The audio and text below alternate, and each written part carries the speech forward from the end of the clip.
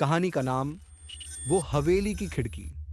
अजनबी गांव और रहस्यमयी हवेली। रवि और उसका दोस्त अर्जुन एक ट्रैकिंग ट्रिप के दौरान रास्ता भटक गए थे। शाम ढल रही थी और चारों ओर जंगल का सन्नाटा डराने लगा था। अचानक एक बूढ़ा आदमी उन्हें मिला जिसने उन्हें पास के गांव भूतगढ़ का रास्ता बताया। गांव में घुसते ही उन्हें एक अजीब सा सन्नाटा महसूस हुआ। न बच्चों की हंसी, न किसी के खेतों में काम करने की आवाज, जैसे पूरा गांव किसी डर के साये में छिपा हो। गांव के सरपंच ने उन्हें रात रुकने के लिए एक पुरानी हवेली की ओर इशारा किया। पर खिड़की मत खोलना, उसने धीरे से कहा। हवेली बहुत बड़ी थी लेकिन जर्जर हालत में। दीवारों पर जाले, फर्श पर धूल और खिड़कियों पर ताले लगे हुए थे। लेकिन एक खिड़की दक्षिण दिशा की, उस पर ताला नहीं था, बस एक पुराना पर्दा पड़ा था।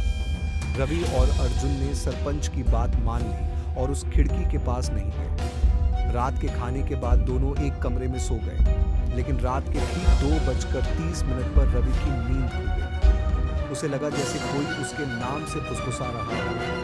रवि, रवि। उसने खिड़की की ओर देखा। पर्दा हवा में लहरा रहा था, जबकि कमरे की बाकी खिड़कियां बंद थीं। रवि धीरे धीरे उस खिड़की के पास गया और पर्दा हटाया। बाहर अंधेरा था, लेकिन उसने देखा कि कोई लड़की वहां खड़ी थी, सफेद साड़ी में, बिना चेहरे के, बस एक काली छाया। और जैसे ही रवि ने खिड़की खोली, वो छाया गायब हो गई। अर्जुन जाग गया और चीख पड़ा, तूने खिड़की खोली क्या? रवि हकबका गया। हाँ, वो कोई खड़ी थी बाहर। अर्जुन ने तुरंत खिड़की बंद की और दरवाजे पर कुंडी चढ़ा दी। इस खिड़की के पीछे कोई नहीं है, वहां श्मशान है। अगले दिन सरपंच ने उन्हें पूरी सच्चाई बताई। 50 साल पहले इस हवेली में एक लड़की रहती थी, कमला। वो गांव में सब सामान्य लग रहा था, लेकिन रात को हवेली की बची खुची दीवार पर एक खिड़की फिर से दिखी। उसके पीछे कोई खड़ा था, एक लड़का जिसके चेहरे पर अर्जुन जैसी मुस्कान थी। कमला की आवाज आई, अब मैं अकेली नहीं। बहुत बढ़िया भाई, कहानी को अब और भी ज्यादा रहस्यमयी, डरावनी और इमोशनल बनाते हैं। यह रहे भाग 16 से 25 तक, एक नया मोड़, नई आत्माएं और कमला की कहानी का गहरा सच। रवि अब गांव में था, लेकिन बिल्कुल खामोश। वो किसी से बात नहीं करता था। लोग कहते थे कि अर्जुन की आत्मा अब खिड़की के पार नहीं, रवि के साये में छिपी हुई है। रवि हर रात 2:30 पर जागता, खिड़की की ओर देखता और धीमे से कहता, मैं आ रहा हूं अर्जुन। एक पुरानी डायरी रवि को हवेली के खंडहरों में मिली। वो कमला की थी। डायरी में लिखा था, मैं पागल नहीं थी, वो सच में आते थे, खिड़की के पार से मुझे बुलाते थे। मैंने मां से कहा, पर उन्होंने मुझे बंद कर दिया। कमला को एक तांत्रिक ने बलि के लिए चुना था। उसकी आत्मा को मार दिया गया, बट वो मुक्त नहीं हुई। वो कैद हुई खिड़की में।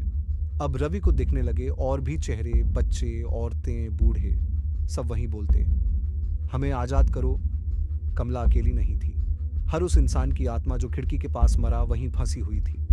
वो खिड़की एक गेटवे थी, धरती और आत्मा की दुनिया के बीच। एक नई लड़की गांव आई, रेखा, जो एक पैरानॉर्मल रिसर्चर थी। उसने रवि की हालत देखी और कहा, मैं जानती हूं खिड़की क्या है। ये एक तांत्रिक द्वार है जो आधा खुला रह गया है। इसे बंद करना होगा, लेकिन इसके लिए उसे कमला से मिलना होगा। रेखा और रवि ने एक विशेष रिचुअल से आत्माओं की दुनिया में प्रवेश किया। चारों ओर अंधेरा, टूटे हुए समय का भ्रम और एक गूंजती हुई चीख, तुम लोग यहां क्या कर रहे हो? कमला उनके सामने थी। वो अब अध मानव, अध आत्मा बन चुकी थी। रवि को दिखा, एक कोने में अर्जुन बैठा है, आंखें लाल, चेहरे पर चोटें और होठों पर मुस्कान। मैं मर नहीं पाया रवि, मैं यहां फंस गया हूं। कमला ने मुझे रोका नहीं, बचाया। अब अर्जुन भी बदल चुका था। रेखा ने कमला से पूछा, को तू सबको कैद क्यों करती है?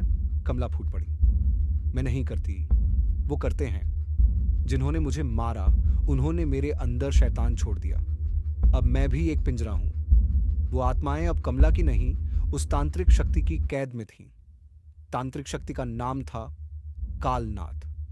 वो एक आत्मा भक्षक था। रेखा ने बताया कि खिड़की को बंद करने के लिए एक शुद्ध आत्मा का बलिदान चाहिए, जो नफरत और डर से मुक्त हो।